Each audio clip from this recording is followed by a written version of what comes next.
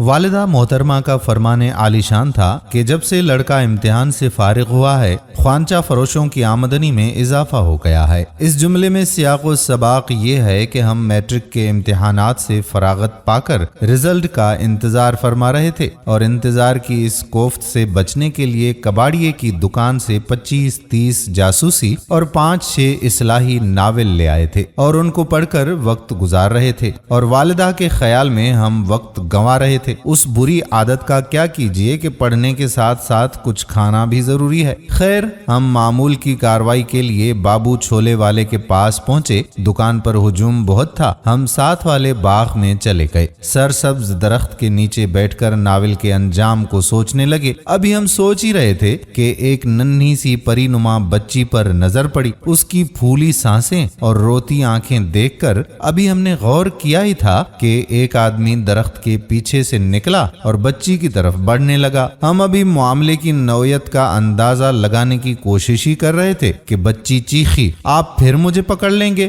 بچی پارک سے نکل کر باہر کی طرف دوڑ پڑی۔ وہ آدمی بھی اس کے پیچھے نکلا۔ بچی کے فقرے سے ہم نے اندازہ لگایا کہ یہ شخص بچی کو اغوا کرنا چاہتا ہے۔ ہم اس کے پیچھے چلنے لگے۔ بچی آگے جا کر رک گئی تھی لیکن اس آدمی کو دیکھ کر پھر دوڑنے لگی۔ ہم چوکنا ہو گئے اور ان دونوں کا پیچھا جاری رکھا۔ بچی ایک سانس موڑ پر مڑی اور وہ آدمی بھی اس کے پیچھے وہیں پہنچ گیا۔ آدمی نے جیب سے چاکلیٹ نکالی اور بچی کو دینے لگا۔ لڑکی نے چاکلیٹ لے کر کھا لی۔ وہ آدمی لڑکی کو کندھے پر اٹھا کر چل پڑا۔ ہم نے پختہ ارادہ کر لیا کہ ہم اس معصوم جان کو اس درندے سے بچائیں گے۔ ہم پیچھے پیچھے چلنے لگے۔ وہ شخص پارک کے نزدیک ایک چھوٹے سے گھر میں داخل ہو گیا۔ اس گھر کا انداز صورتحال کو مزید پیچیدہ بنا رہا تھا۔ گھر زیر تعمیر لگ رہا تھا۔ سامنے برگد کا گھنا درخت تھا جو گھر کو ڈھانپے ہوئے تھا۔ اب ہم سوچ رہے تھے کہ کیا کریں، کیونکہ نہ تو کوئی سب انسپکٹر ہمارا انکل تھا اور نہ ہم کسی ایس پی کے بیٹے تھے کہ موبائل پر اطلاع کرتے اور فوراً پولیس پہنچ جاتی۔ آخر ہم امام مسجد کے پاس گئے۔ وہ عبادت میں مشغول تھے۔ ہم قریب بیٹھ گئے۔ بار بار ہمارے ذہن میں بچی اور وہ شخص آ جاتا۔ نامعلوم بچی پر کیا گزر رہی ہوگی۔ ہم پہلو پر پہلو بدل رہے تھے۔ تھوڑی ہی دیر بعد ہم نے امام صاحب کو سارا قصہ سنایا تو بولے کہ مجھے اس گھر تک لے چلو۔ جب ہم انہیں لے کر وہاں پہنچے تو ان کے چہرے پر ایک عجیب سی مسکراہٹ پھیل گئی۔ ہمیں بہت حیرت ہوئی۔ انہوں نے دروازہ کھٹکھٹایا تو دروازہ ایک بچی نے کھولا۔ وہ ہمیں لیے ہوئے بیٹھک میں آئے۔ ہمارا دل دھک دھک کر رہا تھا۔ وہ ہمیں بیٹھک میں بٹھا کر اندر چلے گئے۔ عجیب وسوسے اور خیالات پریشان کر رہے تھے اور قریب تھا کہ ہم وہاں سے بھاگ نکلتے۔ اتنے میں امام صاحب بیٹھک میں داخل ہوئے۔ ان کے پیچھے وہی شخص تھا جو بچی کو اغوا کر کے لایا تھا۔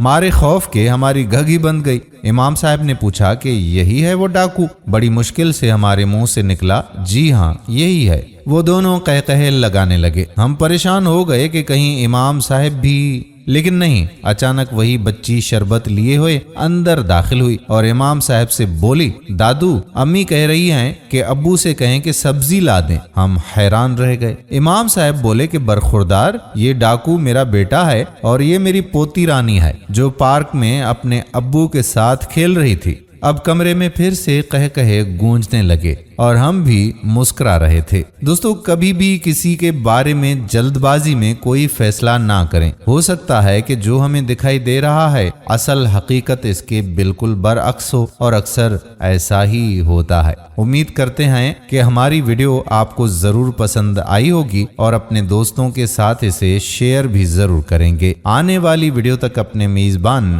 قادر بخش کلہوڑوں کو اجازت دیجیے۔ اللہ حافظ۔